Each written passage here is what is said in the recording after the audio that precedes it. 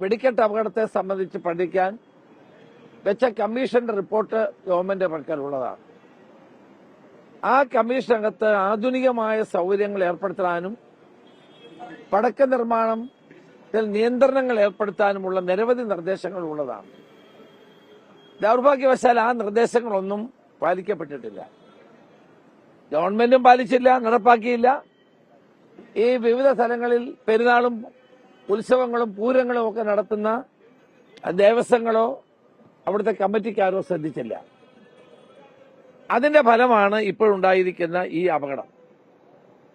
മുണ്ടത്തിക്കോട് അവിടെ ഒരു ഫയർഫോഴ്സിന്റെ സംവിധാനം പോലും ഇല്ലാതെയാണ് ഈ പടക്കങ്ങൾ നിർമ്മിക്കുകയും വലിയ ശബ്ദത്തോടെ പൊട്ടുന്ന അമിട്ടുകളൊക്കെ നിർമ്മിക്കുകയൊക്കെ ചെയ്തു.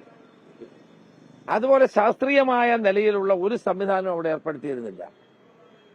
വാസ്തവത്തിൽ ഇന്നത്തെ കാലഘട്ടത്തിൽ ഇത്തരം പ്രവർത്തനങ്ങൾ നടത്തേണ്ടത് പരിഷ്കൃതമായ രീതിയിലായിരിക്കണം, ശാസ്ത്രീയമായ നിലയിലായിരിക്കണം.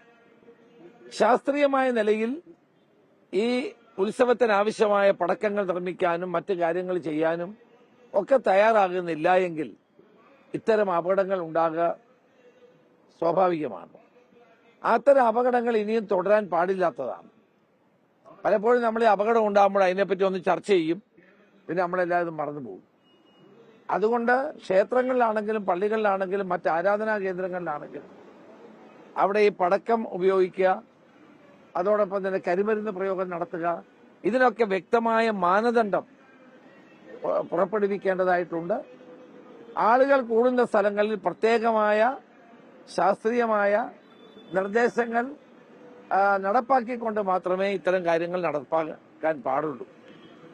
വലിയ തോതിൽ വലിയ അപകട സാധ്യതയുള്ള കരിമരുന്ന് പ്രയോഗങ്ങൾ ഒഴിവാക്കാനും പ്രത്യേകം ശ്രദ്ധിക്കേണ്ടതായിട്ടുണ്ട്. അപ്പൊ ഇന്നലെ കണ്ടപ്പോൾ വലിയ വേദന തോന്നി. അവിടെ പല ശവശരീരങ്ങളുടെ ഭാഗങ്ങളാണ് നമുക്ക് കാണാൻ കഴിഞ്ഞത്.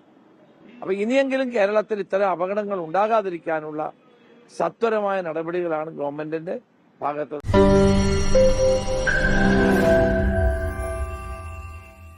ലോകത്തെവിടെയായാലും ഏത് സമയത്തും 24 വാർത്തകളും ഓഗ്മെന്റഡ് റിയാലിറ്റി പാക്കേജുകളും എക്സ്പ്ലെയിനറുകളും വിശദമായി കാണാൻ ഞങ്ങളുടെ യൂട്യൂബ് ചാനൽ നിങ്ങൾക്ക് സബ്സ്ക്രൈബ് ചെയ്യാം.